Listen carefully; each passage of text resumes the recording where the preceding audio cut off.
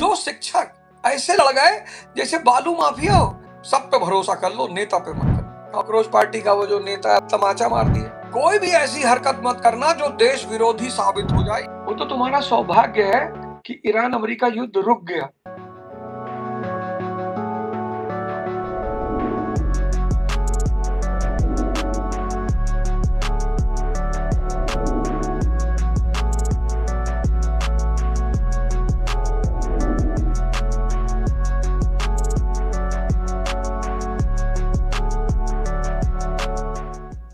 अब अगर कहीं ऐश्वर्या राय जी मुझे मिले और मैं उनको बोलूं टकली, तो उनको बुरा लगेगा? नहीं लगेगा। क्यों? क्योंकि उनके तो सारे बाल ही हैं, इतने प्यारे बाल हैं, वो क्यों बुरा मानेंगी? कहने का मतलब ये है कि जब कोई बात कोई कहता है और आप वो नहीं हो, तो आप क्यों बुरा मान रहे हो? अगर आप बुरा मान रहे हो, इसका मतलब आप हो। अब कहोगे अवध ओझा ये प्रसंग क्यों दिया? मतलब शिक्षकों की लड़ाई, शिक्षकों की, जो पूरी दुनिया को समझा रहे थे, वो खुद ही फंस गए। ठेकेदार नहीं, पहले ठेकेदारों के बीच ऐसा होता था। दो शिक्षक, बिहार के दो सम्मानित शिक्षक ऐसे लड़ गए जैसे बालू माफिया हो, ठेकेदार हो। आग लगाने वाले तो चारों तरफ बैठे हैं। देखो बिहार में आग लगा दिए, दो लोग बेचारे भटक गए, परेशान हो गए। अब सब मजा ले रहे हैं, अब सब मजा ले रहे हैं। अब कोई किसी के पक्ष में खड़ा आगे खड़े होने को तैयार नहीं है, अब सब मजा ले रहे हैं। शिक्षक इस तरह से कैसे गलती कर सकता है? शिक्षक किसी को कैसे गाली दे सकता है?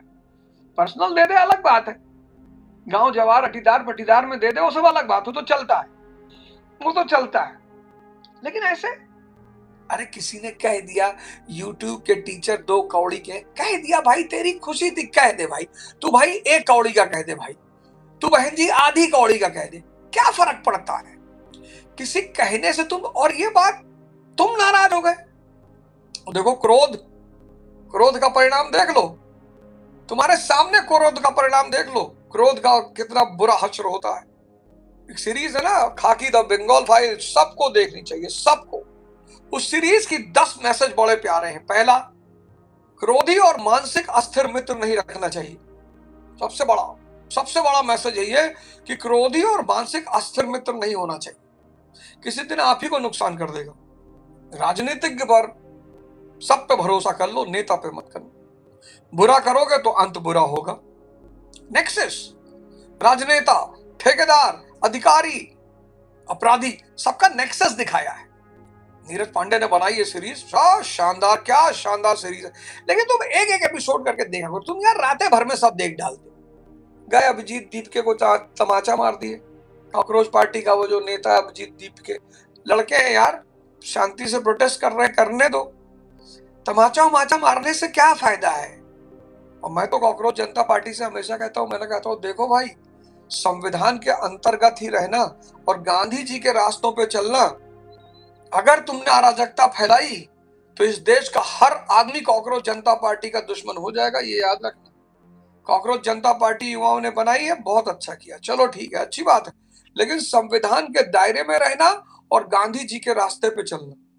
सत्य और अहिंसा, ये तुम्हारा देश है, ये तुम्हारा देश है। इस देश का एक बेंच भी जहां लगा हुआ पार्क में ना, वो तुम्हारी संपत्ति है। तुम समझदार लोग हो।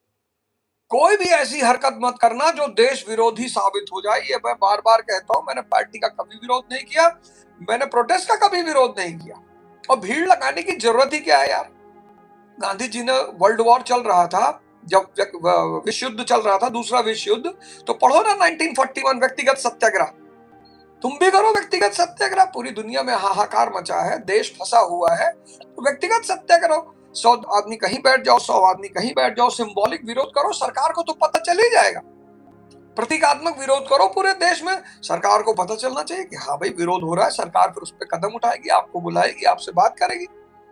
लेकिन इन समस्याओं के बीच अगर आप सरकार के सामने समस्या खड़े करोगे तो गलत, मत करिए ऐसा। और दूसरी पक्ष से मैं कहूंगा कि भाई कोई इनको मारे पीटे ना।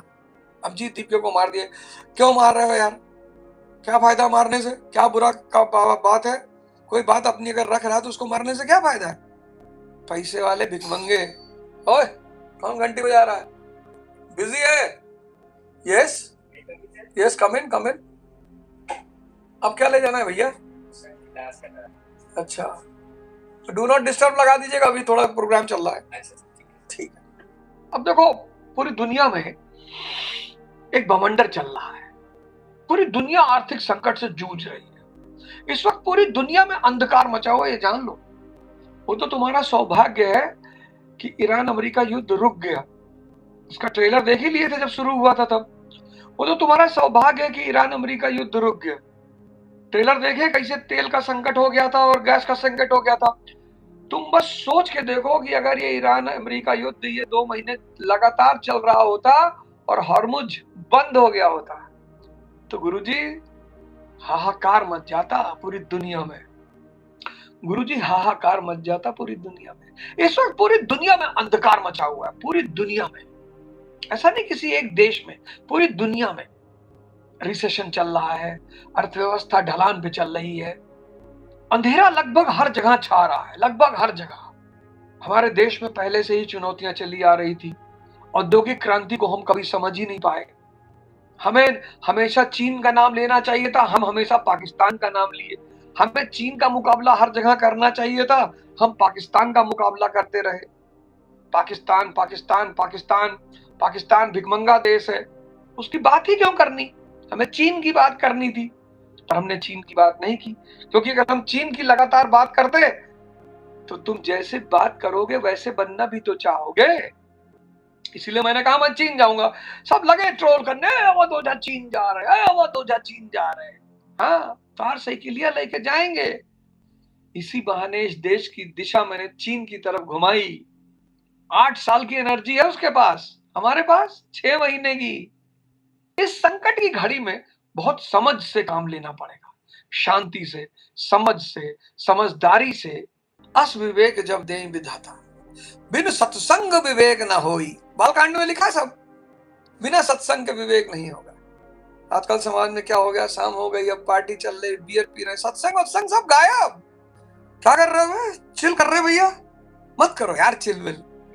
मन को बैठा दो बियर बार में, मन को बैठा दो जुए के अड्डे पे, मन को बैठा दो मुजरा देखने के लिए, मन को बैठा दो सीरीज देखने के लिए। वहां उसको मेहनत ही नहीं करनी। बियर बार में मन को मेहनत नहीं करनी, जुए के अड्डे के मन को मेहनत नहीं करनी, मुजरा के उस पे मन को मेहनत नहीं करनी, मूवी देखने में मन को मेहनत नहीं करनी। हरामखोर है ना ये। मूवी देखने में क्या मेहनत है? बस बैठे हो, मन भी आराम से बैठा है, मजा ले रहा है, गोली चल रही, मुजरा हो रहा है, डांस हो रहा है, गाना हो रहा है। देखो, धूम कुसंगत कारक होई। धुआं जो है, अगर उसकी कुसंगत, यहाँ धुआं, धुआं शब्द का, इसीलिए मैं कहता हूँ धर्म क्या रहस्यवाद है।